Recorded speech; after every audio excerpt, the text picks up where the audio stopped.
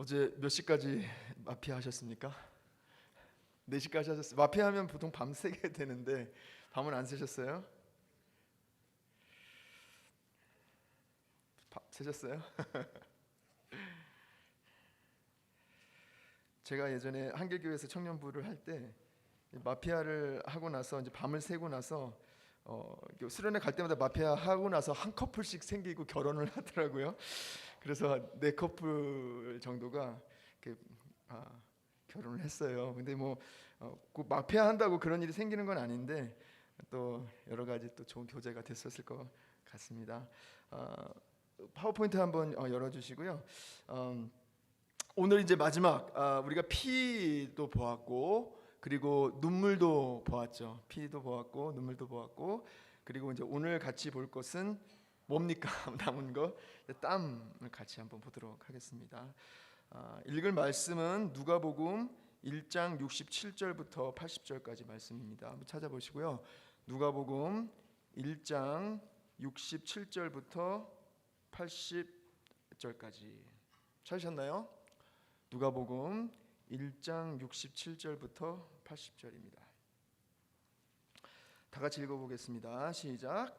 그 부친 사가랴가 성령의 충만함을 받아 예언하여 이르되 찬송하리로다 주 이스라엘의 하나님이여 그 백성을 돌보사 속량하시며 우리를 위하여 구원의 뿔을 그 종 다윗의 집에 일으키셨으니 이것은 주께서 예로부터 거룩한 선지자의 입으로 말씀하신 바와 같이 우리 원수에게서와 우리를 미워하는 모든 자의 손에서 구원하시는 일이라. 우리 조상을 긍휼히 여기시며 그 거룩한 언약을 기억하셨으니 곧 우리 조상 아브라함에게 하신 맹세라. 우리가 원수의 손에서 건지심을 받고 종신토록 주의 앞에서 성결과 의로 두려움이 없이 섬기게 하리라 하셨도다. 이하이여 내가 지극히 높으신 이의 선지자라 일컬음을 받고 주 앞에 앞서가서 그 길을 준비하여 주의 백성에게 그 죄사함으로 말미암는 구원을 알게 하리니 이는 우리 하나님의 긍휼로 인함이라.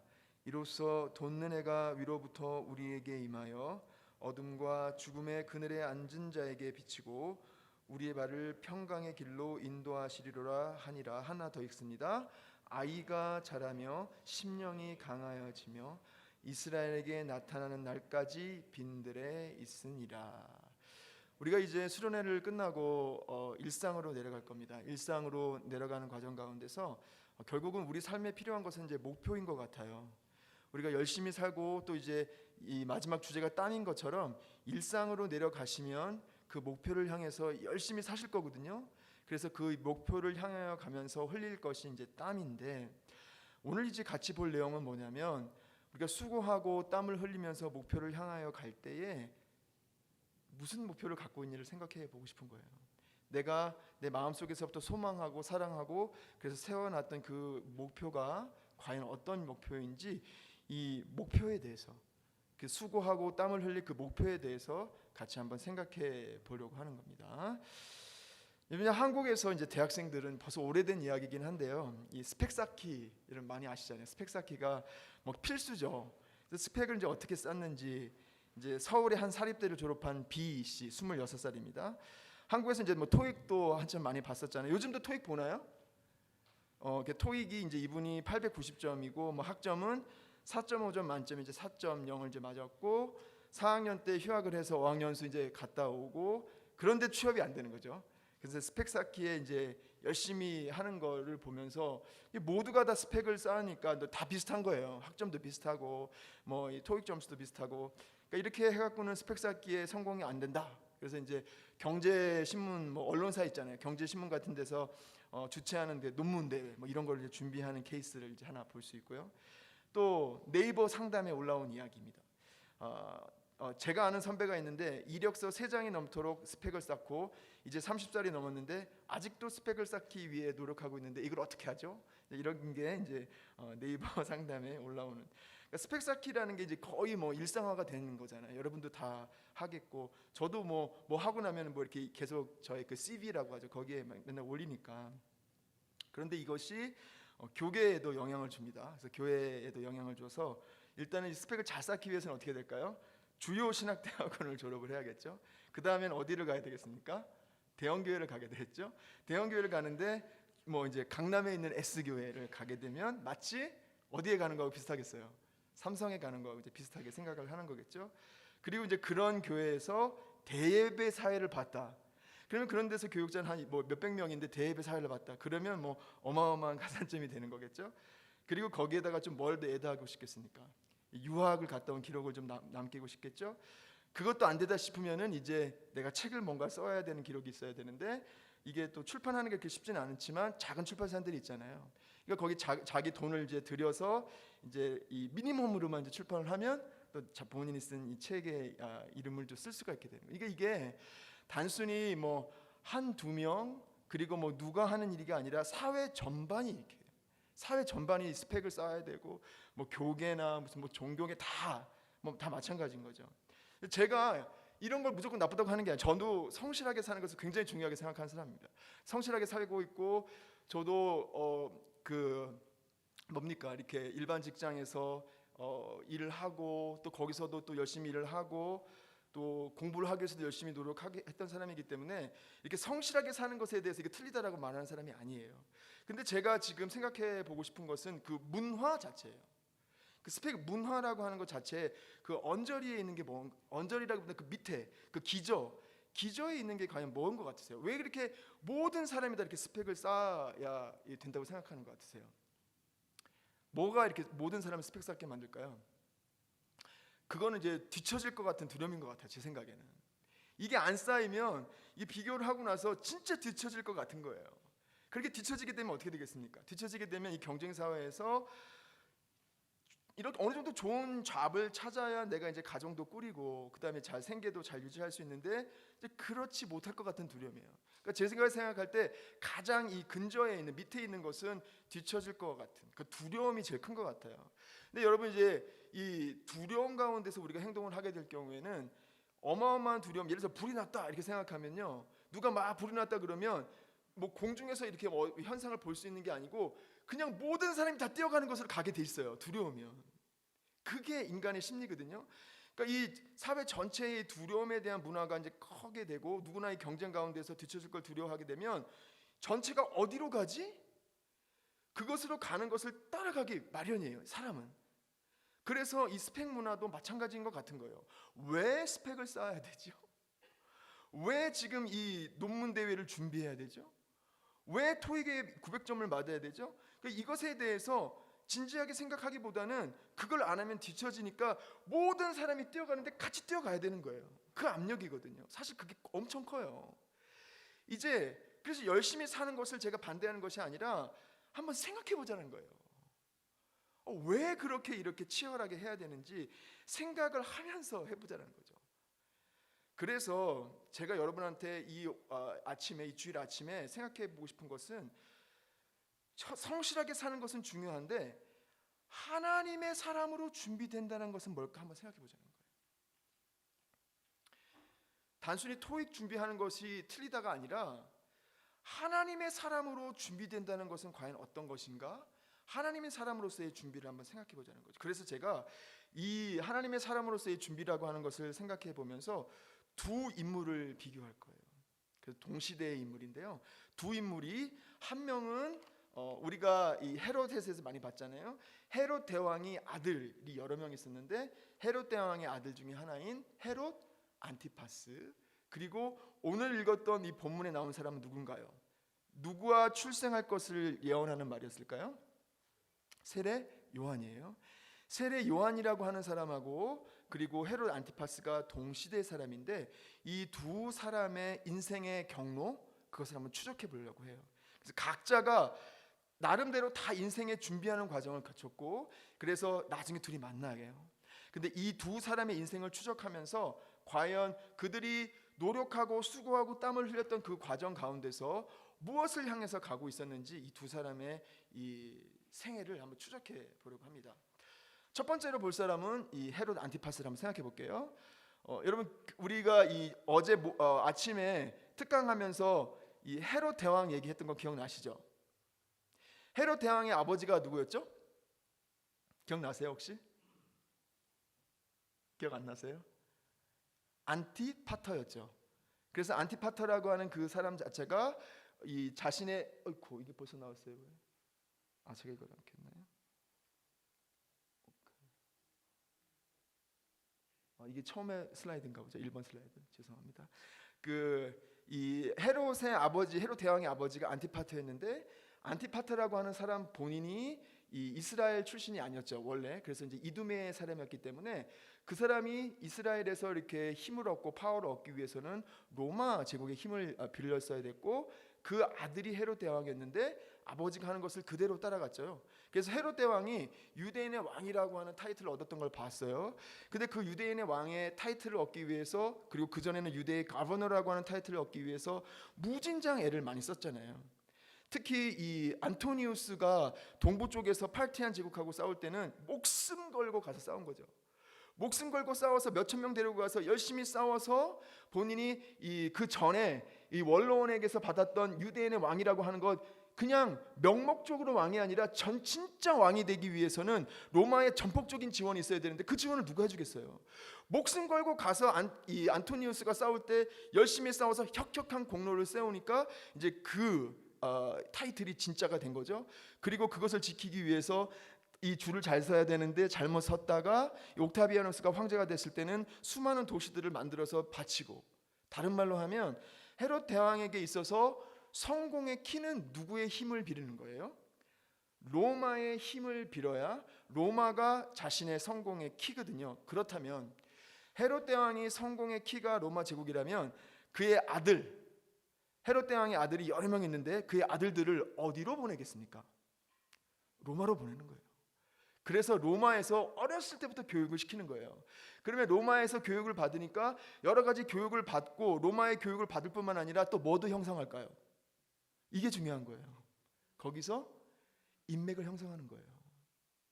그래서 나중에 보면 여러분, 이 헤롯 가문의 그런 왕들이 나오는데, 여러분 이 미친 왕들, 황제들이 있었잖아요. 우리 칼리귤라하고 아그리파하고 절친이었어요. 황제하고 절친이 나중에 나오는, 이런 식으로 이렇게 인맥을 만들어주는 거거든요. 이게 지금 현재도 마찬가지잖아요. 이렇게 미국과 이 영국의 명문대에 막 이 자녀들을 보내려고 하는 게 그런 인맥들을 만들려고 하는 그런 목적들이 있어요. 우리 아들이 이제 고등학교 때 아주 친한 친구가 있었는데 그 친구가 B 도시의 H대를 갔어요.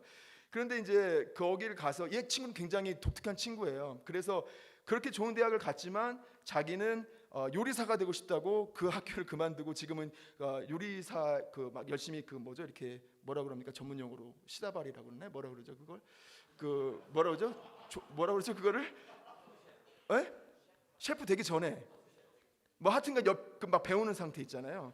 이제 그거를 막 열심히 하고 있어요. 그러니까 굉장히 그렇게 독특한 친구인데, 그 친구가 뭐라고 얘기를 하냐면 어느 나라의 대통령의 딸하고 자기가 친구래요.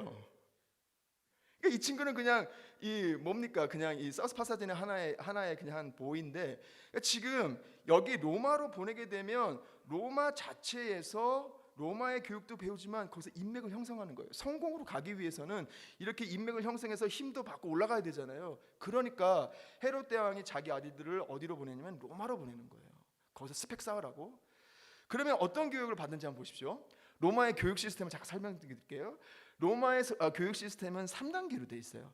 제일 기초 단계가 뭘까요? 이제 이거가 남아 있는 로마의 학교의 모양이에요. 로마 학교의 그 조각 모양인데, 이제 뭐 책 읽고 하는 거죠. 제일 이제 기본 단위가 뭐냐면 루두스예요. 루두스에서는 뭘 배우냐면 이제 아주 기본적인 걸 배우는 거예요. 문법에 대한 기본적인 거. 그리고 뭐 이렇게 글쓰기. 근데 아주 뭐 higher level의 그런 그 문법을 배우는 건 아니고 그냥 기본적인 거 읽고 쓰고 셈하고 하는 게 루두스예요. 대부분의 평민들은 이제 이 정도만 배우는 거예요. 근데 스펙 쌓으려면 더 올라가야겠죠. 그 다음에 두 번째 단계는 뭔지 아세요? 그라마티쿠스예요. 그라마티쿠스에서는 뭐 배우냐면, 그라마 그러면 이제 이 글들이잖아요. 그러니까 뭘 배우냐면 여기서 이제 그릭을 배워요.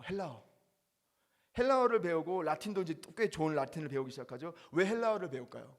로마 제국인데. 이 로마 사람들은 이 이제 웨스턴 그 이 문명 중에 하나가 이 그레코 로만 월드라고 부르잖아요. 로마 자체에 강한 거는, 로마는 이 문명의 크리에이티비티라고 하는 문화의 크리에이티비티가 그렇게 강한 나라가 아니에요, 사실은. 로마의 강점은 질서, 통합, 뭐 이런 거예요. 그런 걸 굉장히 강하고, 안원 이런 것도 강하고, 그런 건 강하지만 이 서구 문명에 있어서의 그런 크리에이티비티가 막 흘러나는 그런 문화에 대한 것들은 사실 약했거든요. 그러면 그것의 원천은 어디냐면 헬라 문화였었어요. 그러니까 이 헬라 문화에 대한 것을 잘 알기 위해서는, 좀 학식이 높아지기 위해서는 이 그릭을 배우는 거죠. 그러면 이제 여기서부터 나누기 시작하는 거예요. 이 로마 사람 중에서 그릭을 잘 구사하는 사람은 뭔가 있어 보이기 시작하는 거죠. 우리가 딱 이렇게 미국 안에서 살다가도 딱 그 영어를 하는 거 보고 우리 뭘 봅니까? 그 사람의 발음을 보잖아요. 발음을 보면 그 사람이 갑자기 어떻게 막 영어 발음이 잘 나오면 그 사람의 스펙이 확 높아 보이잖아요. 그거 비슷한 거예요, 지금. 로마에서도 지금 이제 루두스를 지나서 그라마티스로 가고, 거기서 라틴어와 헬라어를 배우고, 그걸 배우는 과정에서 그 사람들의 스펙이 높아지죠. 그다음에 세 번째로 올라가는 건 뭘까요? 세 번째로 올라가는 것은 레토릭을 배워요. 레토릭은 뭘까요? 말하는 거. 이게 로마 교육에서 제일 위는 말하는 거였어요. 어떻게 이 논리 정연하게 말을 해서 이 의견을 도출할 것인가, 그리고 결론을 낼 것인가. 이게 뭐 법률에서도 중요하고 글 쓰는 것에도 중요하고, 최고의 과정이 이제 레토릭이에요. 그러니까 지금 이제 헤롯 대왕의 아들들이 이렇게 로마 제국의 이런 시스템에 따라서 스펙을 쌓고 성공적으로 쭉 진행하면서 학식도 높아지고 가방도 그려지고, 그 과정에서 어떻게 됩니까? 이 인맥도 구축하는, 성공을 위한 학벌, 성공을 위한 정치 싸움법, 성공을 위한 인맥 형성, 이런 거를 다 배우게 한 거예요. 여기를 보내서. 이렇게 성공을 위한 스펙을 열심히 쌓았던 이 헤롯의 아들들 어떻게 되었을까요? 성공했죠. 성공. 이게 지금 원래 이 이스라엘 땅인데요. 이 아들들이 역시 그냥 다 나눠 가져요. 제일 위쪽에 있는 땅은 이제 빌립이라고 하는 아들이 나눠 갔고요. 여기 갈릴리하고 요단강 동쪽은 지금 우리가 볼 헤롯 안티파스, 이 사람이 갔고요. 이제 요 큰 땅은 주데아, 그 유대 땅은 아켈라오스라고 하는 아들이 다 나눠 가져요. 그러니까 스펙을 쌓는 거예요. 그러니까 지금 우리가 토요일 날 오전에 보았던 세상의 그런 그 문명의 문화 중에서 높아지는 힘, 스테이터스, 부, 컨트롤 다 가져요. 그러니까 지금 이 아들들이 다 가진 거예요. 그러니까 로마에 보내서 이런 그 로마 제국의 그 리더들과 교류하게 하고, 그런 인맥을 가지고 대왕이 죽었지만 그대로 이것을 유지하는 거죠. 지금 이것이 우리 사회에서도 일어나고 있지만 로마 제국도 마찬가지로 이렇게 일어나고 있어요. 이게 안티파스의 인생의 경로였단 말이죠.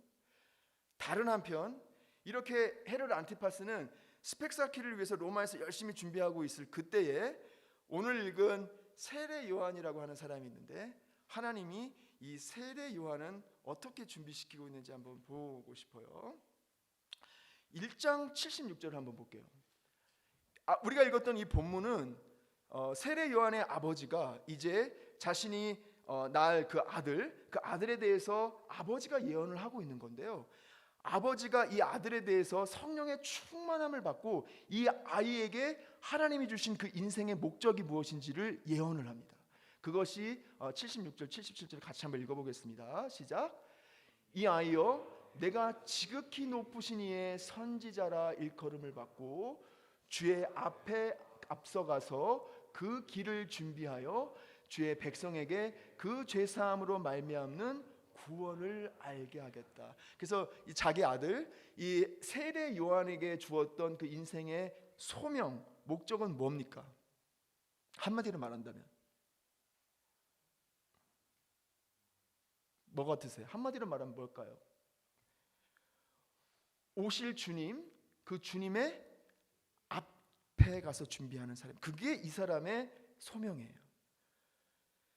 주님이 오실 텐데 그 앞에 가서 준비해야 하는 사람. 근데 이제 이게 이분의 소명이라면, 세례 요한의 소명으로 이렇게 소명하시고 그가 어디로 가서 이제 그의 일생을 준비하는지 보시죠. 우리가 읽었던 예언 다 끝난 후에 이제 이 아이가 자라는 과정을 설명하는데 그게 80절에 같이 읽어볼게요. 시작. 아이가 자라며 심령이 강하여지며 이스라엘에게 나타나는 그날까지 어디에 있더라? 빈들에 있으니라.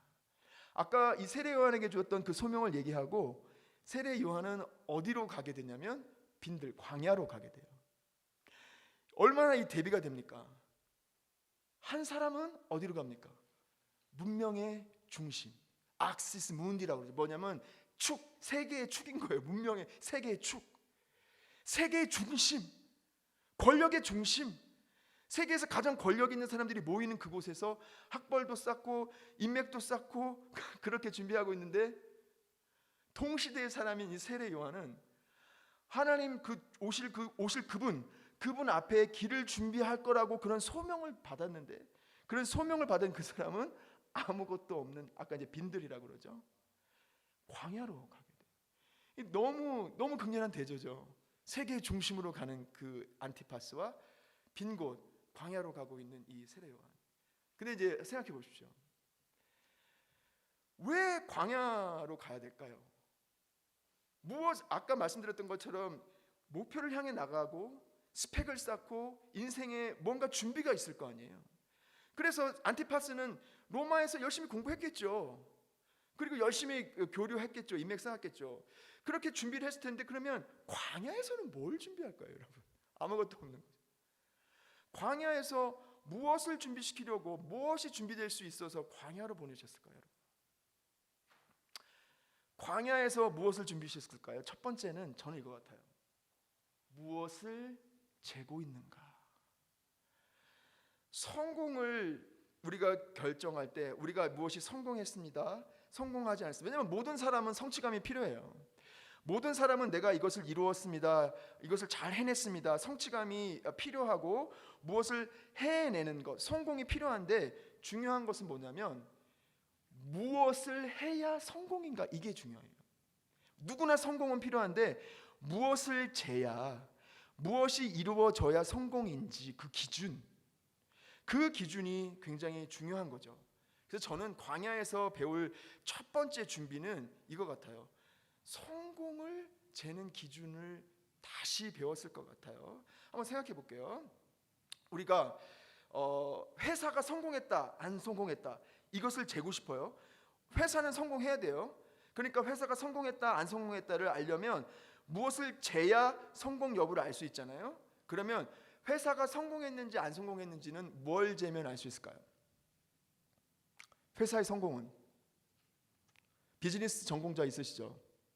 MBA도 뭐 있을 수 있고, 뭘 재야 됩니까? 매출액도 봐야죠. 뭐 매출만 갖고는 안 되죠. 순이익이 너무 적으면 그럼 매출만 많아도 소용없잖아요. 순이익 봐야죠. 이익 받은 거를 나눠줘야 되잖아요. 직원 수 봐야 되죠. 또 전체적인 재무제표 봐야 되죠. 이 또 자신의 자산 가치가 올라야 되니까 이 주식 관련도 봐야 되죠. 이거를 봐야 돼요. 비즈니스에서 배우는 거잖아요. 이걸 재면 기업이 성공했냐 안 성공했냐를 보려면 이걸 재야 돼요. 맞아요, 이걸 재야 되죠. 그래서 여러분 배우는 거예요. 그런데 성공의 기준을 정하라고 했는데, 이 기준을 교회에 가져와서 재면 어떻게 될 것 같으세요? 아무런 의미가 없어져. 왜요? 왜 의미가 없어질까요?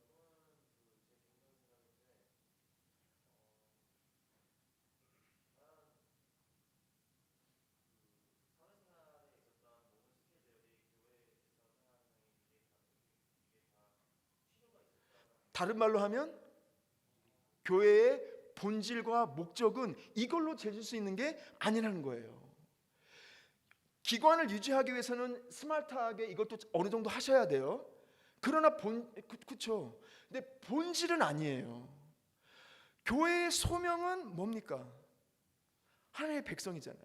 하나님의 백성이 예배하고 사회에 빛이 되는 곳이잖아요. 그러면 교회의 성공을 재는 기준은 이것을 그대로 갖고 오는 건 아니란 얘기죠. 활용할 수는 있을지 모르겠지만 건강하게 하고 있는지, 그러나 본질은 아니란 얘기예요. 그래서 중요한 것은, 광야에서 배워야 될 것은 무엇이 성공이냐 아니냐를 결정할 때 무슨 기준을 갖고 올 것이냐, 무엇을 가지고 잴 것이냐, 그것을 배우게 되는 거예요. 제가 그래서 이런 비슷한 제가 이제 저희 학교에 그 마크 브랜슨이라고 하는 교수님이 계세요. 교회학에 대해서 많이 하시는 교수님인데, 마크 브랜슨 교수님 이제 통역을 하면서 제가 이제 막 교제를 하고 아침에 이렇게 식사를 하면서 농담을 하다가 이제 목사님들 여기 계시지만, 목사님들 그냥 이렇게 서로 자기 소개하고 하는 과정에서 자연스럽게 형성되는 게 뭐냐면 천명교회 목사님, 100명대 목사님, 그 다음에 뭐 10명대의 목사님, 그냥 인사하는 과정 가운데서 자연스럽게 이렇게 형성이 되거든요. 그 얘기를 제가 마크 브랜슨 교수님한테 농담 삼아 그 얘기했어요. 인사하면서 우리 그냥 자연스럽게 형성이 된다. 농담 삼아 얘기를 했어요. 그랬더니 갑자기 교수님이 They are measuring wrong things 막 소리를 지르는 거예요, 저한테. 저는 그냥 농담 삼아 얘기를 했는데, 근데 제가 사실 그렇게 얘기하고 나서도 농담 삼아 얘기하지만 제가 머릿속에서 은연중에 저도 교회에 대해서 얘기할 때 사이즈로 먼저 생각을 하는 거예요. 근데 지금 그 교수님은 교회의 본질이 이걸로 재지냐 이거예요. 잘못된 것을 지금 재고 있는 거 아니냐라고 그렇게 막 소리를 질러서, 저는 그때 이제 한편으로는 뜨끔했지만 다른 한편으로서는 은연중에 우리가 갖고 있는 무엇으로 교회의 성공을 재야 되는가에 대한 그런 우리의 이 기본적인 어썸션들, 그래서 다시 한번 생각해 볼 수가 있단 말이죠. 그래서 비슷하게 여러분이 비즈니스나 교회도 그 소명에 맞춰서 성공을 재야 한다면 여러분의 인생의 성공의 기준은 뭐겠습니까? 그걸 생각해 보셔야 돼요. 이제 여러분의 일생에 있어서 일생을 열심히 사실 거란 말이죠. 땀을 흘리면서 여러분의 일생에서 여러분의 성공을 잴 수 있는 기준은 뭐냐 이거죠. 어떻게 재야 내 성공을, 내 일생의 성공이 바르게 잴 수 있겠습니까? 그것을 찾으셔야 돼요. 그것을 못 찾으면 아까 우르르 갈라가는 거하고 똑같아요. 우르르 뭘 쌓아야 돼요? 지금 이 스펙을 막 쌓지 않으면 이 지금 다 뒤처질 것 같으니까 막 정신없이 거기 가잖아요. 제가 말씀드립니다. 성실하지 말라는 것이 아니라 내가 그것을 내 일생의 성공을 결정하는 기준이 뭔지, 내가 정말 바르게 되기 위해서 기준이 뭔지를 생각하지 않으면 그냥 우르르 쫓아갈 수밖에 없다는 거죠. 요한의 경우 한번 생각해 봅시다. 요한의 경우, 아까 요한의 일생에서 성공이냐 아니냐를 결정할 수 있으려면 그 일생의 목표에 따라서 결정해야 되죠. 그 요한에 있어서의 일생의 목표는 뭐였습니까? 아까 뭐라고 그랬어요? 요한의 일생의 목표는 주님 앞에 가는 사람이에요. 앞에 가서 준비하는 사람. 다른 말로 하면 고대 사회에서는 왕이 있어요. 왕이 어떤 일을 시행할 때 먼저 가지 않죠. 누구를 먼저 보냅니까? 사신, 메신저를 먼저 보내요. 협상을 위해서 혹은 뭐 전쟁을 위해서 사신을 먼저 보내는 거하고 비슷한 거예요. 먼저 보내는 메신저. 그러면 고대 사회에서의 메신저는 자신의 운명이 본인에 의해서 결정되겠습니까? 아니면 왕에 의해서 결정되겠습니까? 왕에 의해서 결정되겠죠. 이 사신이 갔는데 지금 왕의 이 메시지를 내가 싫다, 그러면 이 메신저가 어떻게 할 수 있는 게 없어요. 그래서 왕을 받아들이지 않으면 누구도 안 받아들여져요. 메신저도 죽게 되거나, 혹은 구약에 보면 어떻게 됩니까? 이렇게 아랫도리를 벗겨서 수치스럽게 만들죠. 그래서 며칠 동안 한참 있다가 들어오라라고 얘기를 해요. 메신저의 성공 여부는 자신이 퍼포먼스를 잘했냐 안 했냐가 아니라 뭐에서 결정돼요? 왕의 운명을, 왕의 메시지를 그대로 잘 전했나 안 전했나에 따라서 그냥 본인의 이 성공 여부가 자신의 능력이 아니라 왕에 의해서 결정이 된단 말이죠. 그러면 그게 메신저의 이 모습이라면, 메신저가 실패했을 때는 뭐고 성공했을 때는 뭘까요? 언제가 실패일까요? 메신저가 죽었으면 실패인가요? 메신저는 왕의 메시지가 있는데 그 메시지를 똑바로 바르게 전달했으면 그러면 성공인 거예요. 그럼 언제 실패일까요? 왕의 메시지가 있는데 그 메시지를 자기 맘대로 바꾸면 그거는 실패인 거예요. 그리고 왕은 여기로 가라 그랬는데 이 메신저는 저기로 가면 그것도 실패인 거예요. 또 뭐가 실패일까요? 예, 그렇죠. 반대로 가는 거, 비슷한 반대로 가는 거. 그리고 혹은 내가 왕이 예물을 좀 주라고 했는데 사심이 막 발동했어요. 그래서 왕이 주라고 했던 그 예물을 내가 in my pocket에 넣었다? 그러면 실패한 거죠. 왕의 것을 내 것으로 가져가는 것도 실패고, 왕의 뜻을 바꾸는 것도 실패고 왕이 가라고 하는데 다른 곳으로 간 것도 실패인 거예요. 왜냐하면 메신저의 본질은 왕의 뜻을 전하는 데 있기 때문인 거예요. 그러면 세례 요한이 성공이냐 아니냐라고 무엇을 가지고 정해야 되나, 무슨 기준으로 재야 할 때의 그 재는 기준은 메신저로서의 역할을 했느냐 안 했느냐가 결정하게 된다는 거죠. 그거와 비슷해요. 우리가 성공의 기준을 헷갈리면 안 돼요.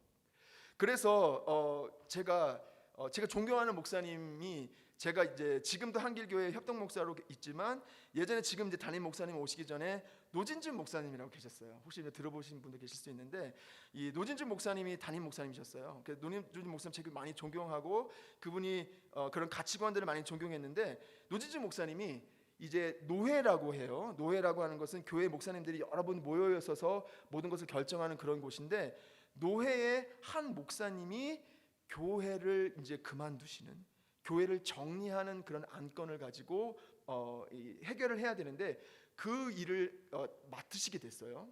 이제 텍사스에 있는 한 교회, 그 교회를 이제 정리하고 끝내는 그 과정 가운데서 이 노진준 목사님이, 그 교회를 정리하는 목사님, 좀 젊은 목사님인데 오랫동안 상담을 해주셨어요. 그러면서 얘기를 들려주셨는데 이런 거였어요. 왜 교회를 정리할까? 이 목사님이 목회를 하면서 마음에 하나의 큰 소명이 하나 있었어요. 그것은 뭐였냐면, 한국 교회가 없는 곳에 내가 가야겠다. 이미 교회들이 많은데 내가 또 하나 교회를 세워서 경쟁하고 성도들 데리고 오는 것보다 나는 차라리 한국 교회가 서지 않은 곳에 가서 거기서 새로운 성도들을 모아서 거기서 훈련하고 잘 사람들을 키웠으면 좋겠다라고 그렇게 생각을 한 거예요. 그런 소명과 목표를 갖고 열심히 그런 사역을 했는데, 여러분, 이 작은 교회에서 목사님이 한 명, 두 명 이렇게 열심히 섬기다가 이제 막 훈련시키시고 또 이렇게 막 섬기시다가 보면 어느 정도 시간이 지나면 이제 또 다른 교회로 가는 거예요. 그리고 또 한참 섬기다 보면 또 이렇게 잘 성장했다가 다른 교회로 가고, 이렇게 5년 동안 열심히 그렇게 섬겼는데 결국은 교회를 유지하는 것 자체가 불가능한 상태가 된 거예요. 그래서 어쩔 수 없이 교회를 문을 닫으면서 굉장히 큰 실패감에 쌓인 거였어요. 내가 내 사역이 실패했다. 그런데요, 더 재밌는 것은 옆에 있는 목사님들이 이렇게 위로를 했어요. 뭐라고 위로를 했냐면, 괜찮아, 다음엔 잘 될 거야. 그때 노진주 목사님이 이게 물어봐요. 목사님, 뭐가 실패입니까? 목사님, 뭐가 실패입니까? 이 목사님의 목적은 뭐였어요? 처음부터 사람이 없는 곳에 가서 성도들을 양육하고 세워주는 게 나의 목적이라고 그랬어요. 그래서 5년 동안 그것을 했어요. 물론 문을 닫았지만. 그러면 목사님, 무슨 기준으로 당신의 실패를 잴 수 있겠습니까?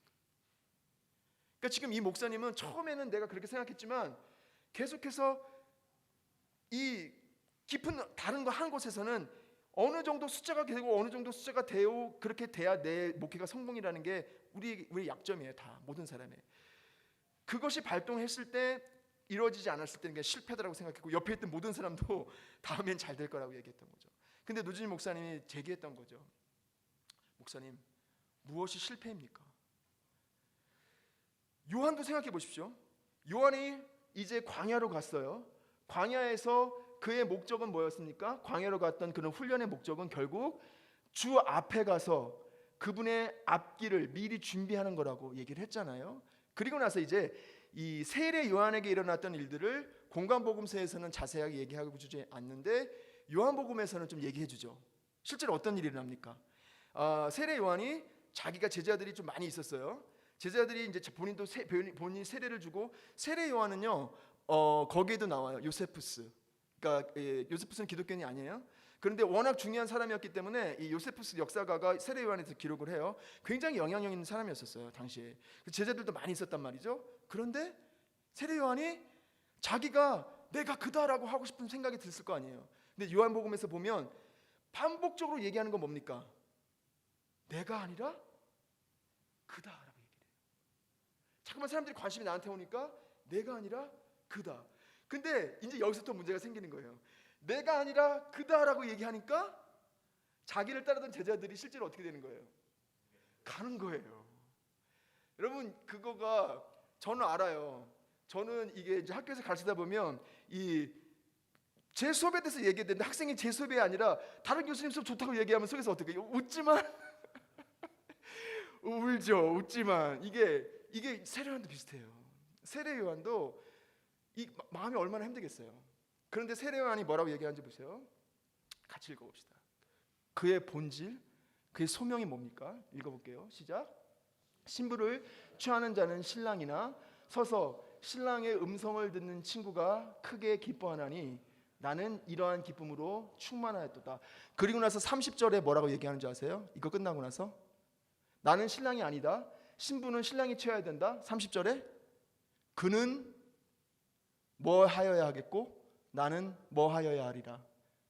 그는 흥하여야 하겠고 나는 쇠하여야 하리라. 이때 얘기해요. 그러면 세례요한은 실패입니까? 아닙니까? 한편으로 보면 실패 같잖아요. 다 떠나가니까. 그러나 그의 본질에서 그가 얘기하는 거예요. 그가 광야에서 전 이것을 배웠던 것 같아요. 그 인생의 목적에 있어서 성공이 과연 무엇인지, 그의 본질은 뭐였습니까? 주의 앞에서 그의 길을 준비하는. 그래서 신부를 취하는 것은 신랑인데 내가 신랑이 아니라는 거예요. 왕의 것을 내가 취하지 않고 그에게 보내주는 게 맞다라고 얘기하면서 그가 흥하야겠고 나는 쇠하야겠다 이렇게 얘기하죠. 저는 성공을 재는 기준을 이 광야의 기간에서 저는 배웠던 것 같아요. 세례요한이. 두 번째, 광야에서 뭘 배울까요? 광야에서 무엇을 준비해야 될까요? 광야에서 세례요한이 두 번째로 준비됐던 것은 이거 같아요. 누가 이 모든 것의 조종석에 있는가? 이 모든 것을 인도하는 그 조종석에서 이것을 지도하는 분은 누구인가? 그걸 알 수 있는 그런 하나의 힌트들이 있어요. 그 힌트가 뭐냐면 여러분 수학을 한번 해보세요. 계산을 한번 해보십시오. 누가복음 1장에 세례 요한이 탄생할 때, 세례 요한이 탄생하는 때가 언제냐고 말하면 유대 왕 헤롯 때에, 유대 왕 헤롯은 헤롯 대왕이에요. 헤롯 안티파스 말고 아빠.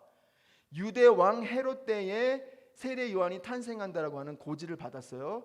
유대 왕 헤롯은 언제까지 살았냐면 이 BC 4세기까지 살았어요. 이때 탄생한다고 지금 이게 나왔어요. 조만간에 탄생할 거예요.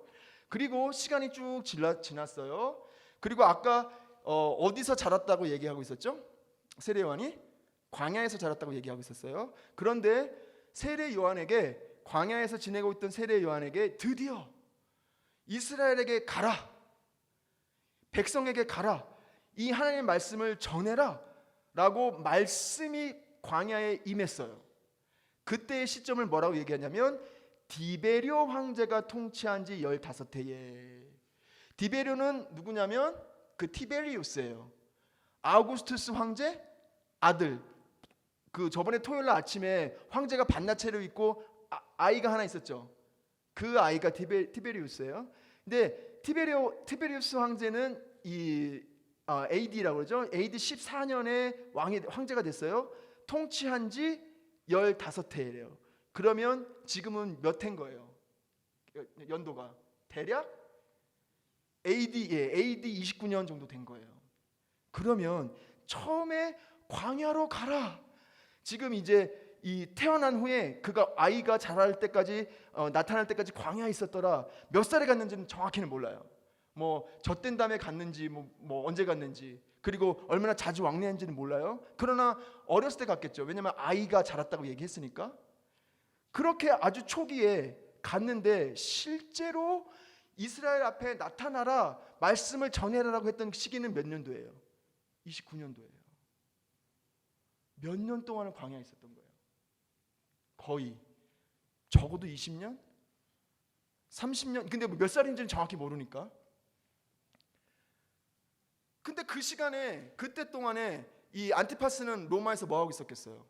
여러분 그 스펙에, 여러분 이력서에는 막 자세하게 써야 되잖아요. 거기에 빼곡 자세하게 지금 쓰고 있었을 때요. 막 엄청 준비하고 있었을 때요. 그런데 세례 요한은 누가 조종석에 있는가? 내가 이제 준비됐으니까 이렇게 할 수 있어. 이게 아니었어요. 이 모든 과정을 이끄시는 것은 뭐였습니까? 말씀이 임함에 그때야 세례 요한이 따라가죠. 누가 조종석에 있는가? 인내, 기다림, 하나님의 때까지의 오래 참음. 왜냐하면 이것은 자기의 비즈니스가 아니기 때문에 그것을 준비했을 것 같아요. 그리고 그 과정에서 이렇게 얘기합니다. 한 가지를 언급해요. 이렇게 광야에서 있었던 일을 한 가지를 언급하는데, 그가 광야에서 자라는데 어떻게 되었더라? 심령이 강하여졌더라. 심령이 강하여졌다라는 것을 생각해 보시면 세례 요한의 출생에 계속해서 나타나는 것이 성령이에요. 모태로부터 성령의 충만함을 받고 세례 요한이, 아버지도 성령의 충만함을 받아서 예언하고, 그가 심령이 강해졌을 때는 제가 볼 때 이 심령이 강하다는 것은 내가 이렇게 의지가 강한 사람이야, 이것이 아닌 것 같아요.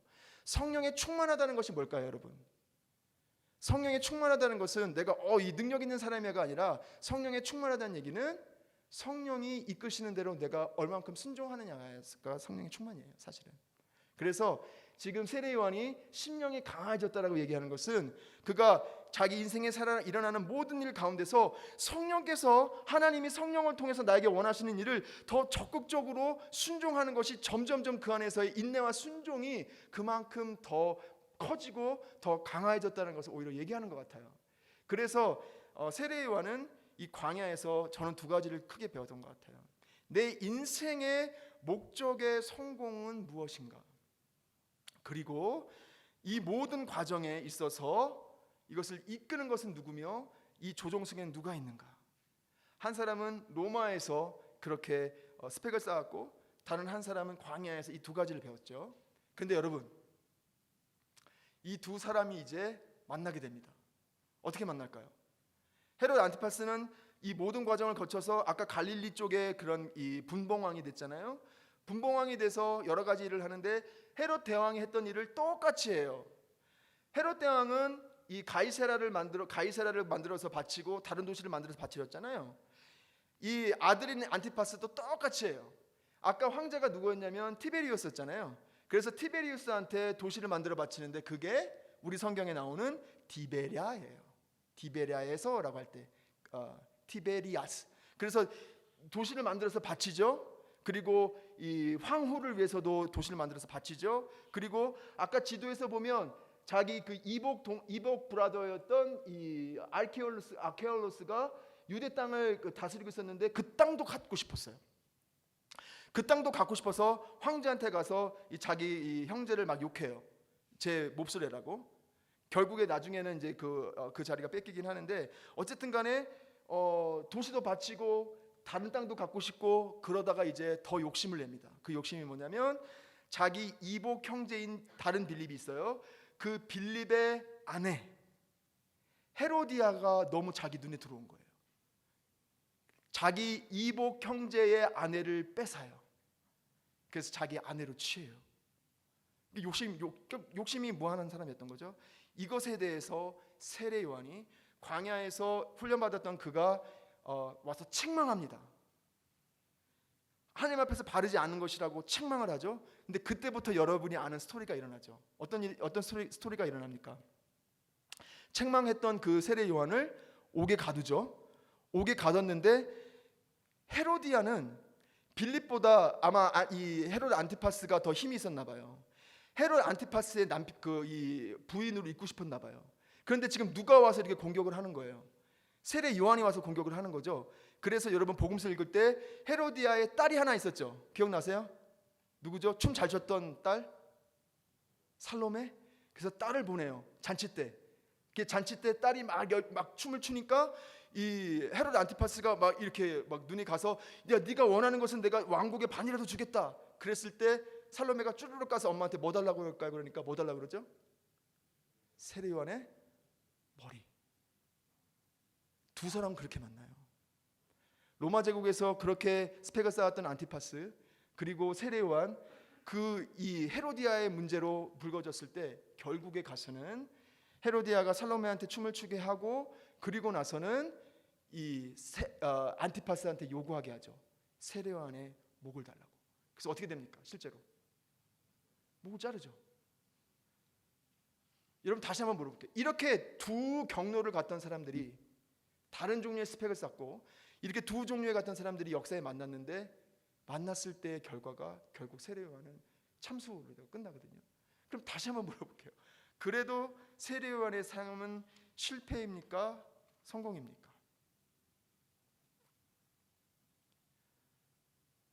이게 역사에서 일어난 일인데 세례 요한의 삶은 실패입니까? 성공입니까? 여러분이 광야에서 여러 가지 어려운 일도 겪을 수 있고 눈물을 흘리는 일들, 인내를 필요한 일, 좌절을 겪을 일들이 있어요. 그런 일들이 많이 있을 수 있는데 쉽게 실패라고 부르지 마세요. 세례 요한이 자신의 소명에 따라서 메신저는 메시지를 보내는 사람의 말씀을 전해야 했고 그 말씀에 따라 말씀을 전했고 악한 세상에서 그에 대한 대가로 성공을 쫓아 그 위까지 올라갔던 사람들은 무엇이 바르고 무엇이 그른지도 알지 못하고 이복 형제의 아내를 취해서 그것을 원하는 대로 하는 것에 대해서 바른 말을 했을 때 힘 있는 사람이 그 목을 잘랐을 때 그것을 실패라고 하지 말란 말이에요. 그래서 여러분이 삶을 살면서 만약에 뭐 비즈니스를 하다가 막 양심에 걸렸어요. 양심에 걸려서 이렇게 하면 안 되겠다. 내가 뭐 좀 이거는 좀 이익이 덜 하더라도 이것은 양심대로 하겠다. 그랬더니 결과가 뭐 좀 힘든 거예요. 가족이 좀 막 뭐 이렇게 부유하지 못하고. 근데 그러면 마음이 힘들잖아요. 괴롭잖아요. 그런데 아까 그 목사님처럼 그것에 대해서 실패라고 쉽게 하지 말라는 얘기예요. 무슨 기준으로 잴 거예요? 여러분의 성공과 실패를. 세례 요한이 그 삶 가운데서 그의 소명대로 했었을 때에 일어났던 그 일을 쉽게 실패라고 부르지 마시고 또 여러분 삶에서 지금 여러분이 하나님을 믿는 사람이니까 하나님의 사람이니까 하나님 사람의 가치관대로 살려고 했을 때 어려움이 겪게 된다면 그것을 실패라고 하지 말라는 얘기예요. 그래서 그것을 실패라고 하지 말고 만약에 생각해 보십시오. 로마로 갈 수 있어요. 여러분 지금 여러분 일종의 로마에 와 있잖아요. 좋은 대학 가고 좋은 직장 갈 수 있어요. 그곳에서 열심히 살 수 있어요. 로마도 갈 수 있고 로마에서 살 수 있지만 로마에서도 광야에서 배운 것처럼 살아라는 얘기예요. 로마에 갈지 말라는 것이 아니고 좋은 곳 좋은 직장 가지 말라는 것이 아니고 로마에서도 광야에서 배우듯이 살아가라는 얘기예요. 구글 갈 수 있어요. 구글 갈 수 있지만 구글을 가도 괜찮고 누들집에서 그냥 일을 해도 상관이 없어요. 근데 구글에서 일을 하던 누들집에서 일을 하던 거기서도 광야에서 일하는 것처럼 일을 하시고 누들집에서도 광야에서 일하는 것처럼 일을 하시라는 얘기죠. 그러니까 제가 성실히 살지 말라는 것이 아니고 공부하지 말라는 것이 아니라 여러분의 가치관의 이슈예요. 어느 곳에서든지 이제 일상으로 가실 텐데 그 일상에서 수고하시고 땀을 흘리실 때 여러분이 그냥 무조건 로마로 가서 위로 올라가려고 하면 또 하나의 우상을 쫓는 거예요. 그러나 여러분이 성실하게 사시고 열심히 사실 그때에 그곳에서도 그 로마에서도 광야의 심정으로 배우신다면 저는 여러분이 그 목표를 가지고 땀을 흘리시기를 결심하셨으면 좋겠다는 거예요. 그래서 그 결심을 가지고 이 수련회 장을 내려갈 때 그 일상에 이 결심을 가지고 좀 내려가시기를 간절히 바라는 마음입니다. 그래서 우리 같이 한번 기도하실게요. 2박 3일의 이 모든 수련회 일정 제가 피부터 시작을 했어요. 눈물로 지난밤에 같이 말씀을 나눴고 그리고 우상에 대해서 같이 많이 보았고 이제 여러분이 일상을 향하여 날아갈 것이고 거기서 땀을 흘리며 수고할 것인데 여러분의 목표를 다시 한번 봤으면 좋겠어요. 열심히 공부하세요. 성실하게 사세요. 직장에서 성실하십시오. 그런데 그렇게 열심히 하고 성실하게 하는데 로마에서 높이 올라가는 우상을 쌓기 위해서 성실하지 마시고 성실하게 여러분 준 재능대로 성실하게 사시되 그곳에서도 순종의 마음으로 그곳에서도 이곳을 인도하시는 분은 누구신가? 내 성공을 무슨 기준으로 잴 것인가? 가치관을 놓지 마세요. 성공의 기준들만 생각하면 자꾸만 옳고 그른 것에 헷갈릴 거예요. 하나님 백성이라고 하는 정체성 잃지 마시고 그 정체성을 가지고 내가 여기서도 그 기준으로 일상을 매일매일 살아가셨으면 좋겠어요. 우리 그것을 위해서 기도합시다. 그리고 그 과정은 5년이 걸릴 수도 있고요, 10년이 걸릴 수도 있고 20년이 걸릴 수도 있어요. 하나님의 사람의 이 모든 훈련은 하루, 이틀, 3일로 끝나는 것이 아니라 광야에서 아까 세례요한도 20년인지 30년인지 정확히 알 수는 없어요.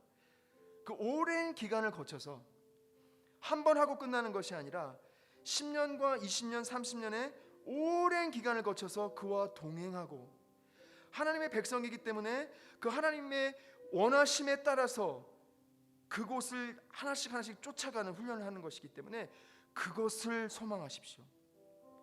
일터에서도 가정에서도 오랜 기간 동안 제가 하나님의 백성으로 이 목표를 가지고 내 뜻이 이루어지는 것보다 당신에게 순종하는 것을 배워가게 하십시오. 오래 배우게 해주십시오. 그것을 위해서 같이 기도하시고 제가 여러분을 위해서 기도할게요. 우리 기도하겠습니다.